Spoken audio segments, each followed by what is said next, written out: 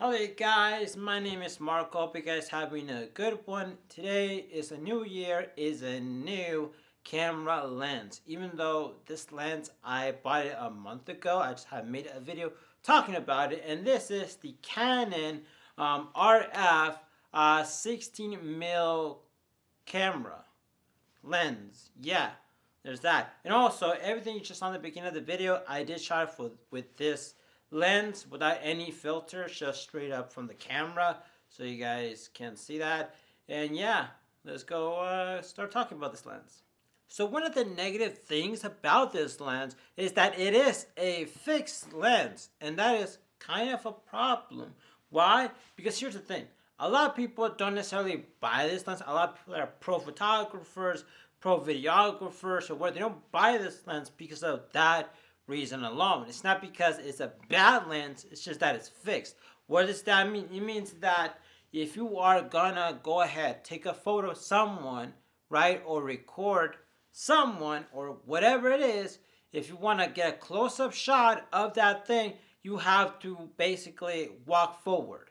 You want to get a wide-angle shot of that, you have to walk backwards, because there's no other focal length that this thing has. It's just 16 mil. So there's that. So a lot of people, they tend to save their money and save up to get a 15 to 35 lens or a 24 to 70, because those ones have different focal length. But those ones come at a price, and that's something that a lot of people don't really like. But this lens, right, it's just 16 mil. That's it. It's not because it's bad. It's just because if you want to get like a much close-up shot, and if you have the 15 mil, you're gonna have to remove this lens and put the 15 mil, and there it is. It's kind of like, it's like you don't want to do that. And with the 16 to 35, you don't gotta do that. The 24 to 70, you don't gotta do that. You just gotta, that little thing you gotta like. Now, one of the positive things about this lens is that it is a wide-angle lens.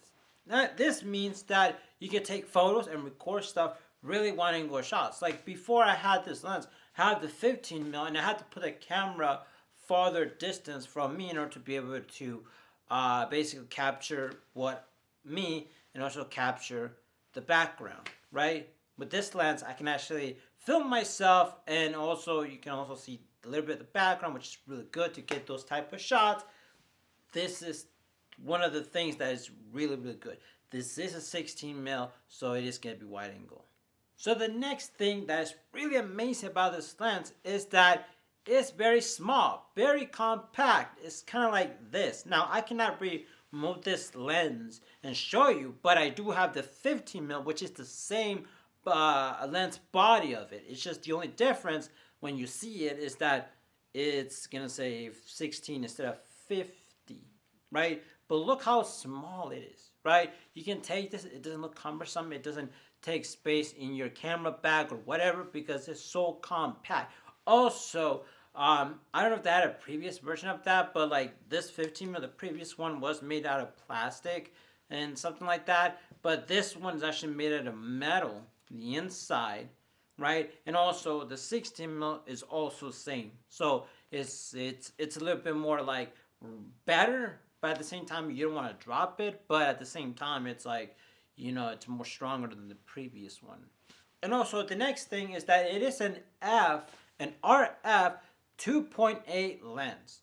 What does this mean? It means that if you buy a new camera and it has the RF mount system or lineup, or the R type of camera bodies with the Canon, you are able to put this one into that, and it's going to be a 2.8, meaning that the color on, not the color, I mean the quality on this lens, and also the focal length and the lighting and everything like that is gonna look really good, right? So there's that. And going to my next point is that it is the price. It is very affordable. So if you're a person that wants to get, right, wants to get an RF series lens and want to get the R type of Canon bodies, right? Because it's new and whatever, you want to future proof yourself, whatever. But then it's like you don't have like But you look at all these lenses that are RF and you look at them being really expensive.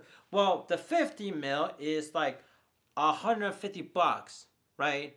And it's just that 50 mil, which is a really good lens. It gives the bokeh effect and stuff like that, and it's a 1.8, so it's really good with low light. And when it comes to this one, it's a 2.8. If you get this the 15 to 35, right, f2 RF 2.8, that one is close to like 2,000 or 3,000, right? That's a lot of money. This one is an RF and is a 2.8 and is actually $200. Like, that's how much. I think it's 200 or 250, 300, something like that. But it's cheap for an RF 2.8. Yes, it's not gonna, it's a fixed lens, but it's cheap compared to the other one. So it's like, you can buy this lens, make your content, make your films, make your stuff, right? Work really hard, and then after that, once you accomplish and you save up money, you can get the more expensive one. But meanwhile, you want to make your content, you want to make your stuff, you want people to see your shit, you want to be creative, you need to do something. So this is really affordable. That's why a lot of times you buy the affordable stuff so then you can save up money. You can buy the expensive stuff later. Right? Now for this next one is that some people say it has a wobble effect, something like this. So if you buy yourself like one of those gimbal for cameras, you're probably going to mitigate a lot of that wobbliness. It kind of has it a little bit, but not to the point where it's like bad, especially if you're going to use this lens as a stable type of like camera shot where you're just going to have it there for stable to talk to the camera. You should be fine. If you're going to use it for blogging, there is going to be a small warping thing, which you can fix it in post-production, but then also it's not extremely bad. Like it's workable, right? For you guys can use it. It's workable, okay? So don't sweat about this warp. It is there, but it's not bad. It's not extremely bad. It's just there. Right now I'm actually using my camera on a tripod so you guys can see how it is. I'll show you guys the close-up. This is how this at a somewhat distance. This is how it looks like more close-up. I feel like this is as much, and I'm gonna push it in a little bit more. I think right here is good enough. I think this is the peaking point. After this, I don't think it's gonna get. Yeah, it's not. Yeah, I think that's it. I feel like that's close enough, and it still does the little bit that stretching out effect. But you're not gonna use this lens for close-up shots. You're mainly gonna use it for long, wide-angle shots. Now, I have this other thing right here. Let's see how much can it focus. Yeah, it does focus on both, but how fast will it do it?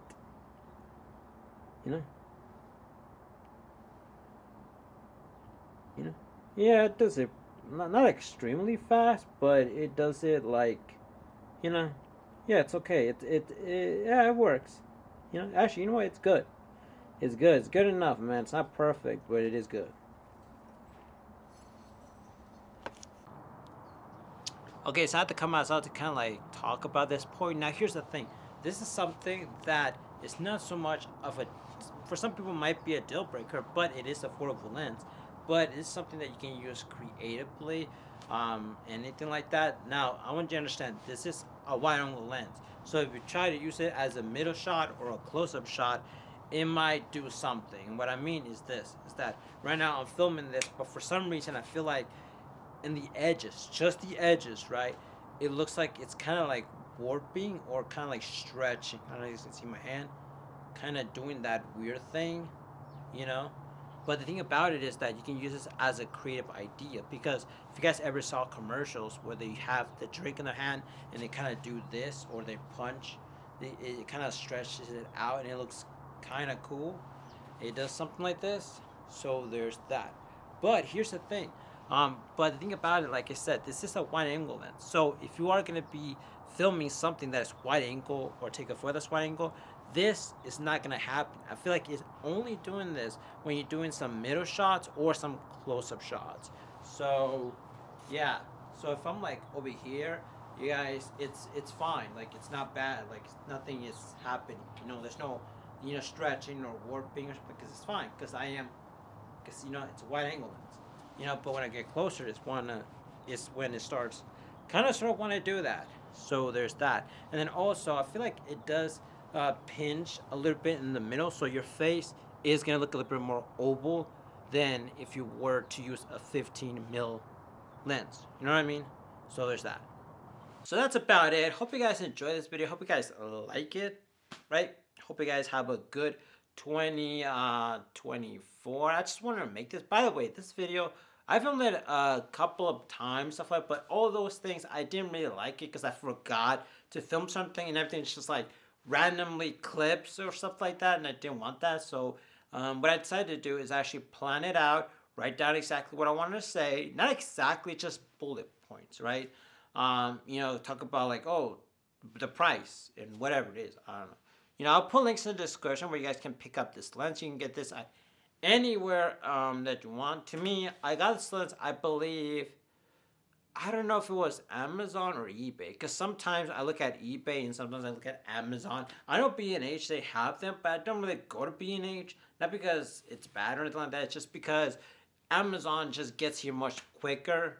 And then eBay tends to be a little more cheaper. So I always take the cheaper alternative, right? So there's that. And also that this camera, this you know, the camera I'm using right now, the body is the Canon R6, and I actually bought that on eBay. So a lot of times you might thinking, oh my god, like this and that, and this is a very expensive camera body, but I bought it. And it's the first version of it, right? I think I bought it in 2022 or 21. I think it's 21. I'm not sure. I'm not sure. Don't care. It's like when I got photos that I took with this camera when I first bought it, so it's gonna roughly tell me, you know, that period. So there's that, you know, and it's what it is. So hope you guys have a wonderful day. Hope you guys enjoy this video. Make sure you like and subscribe because I'm making more content like this. And see you guys later. And stay amazing, stay creative, and just, you know, keep pushing on life. I'm trying to end my videos with a good little quote, you know. So yeah.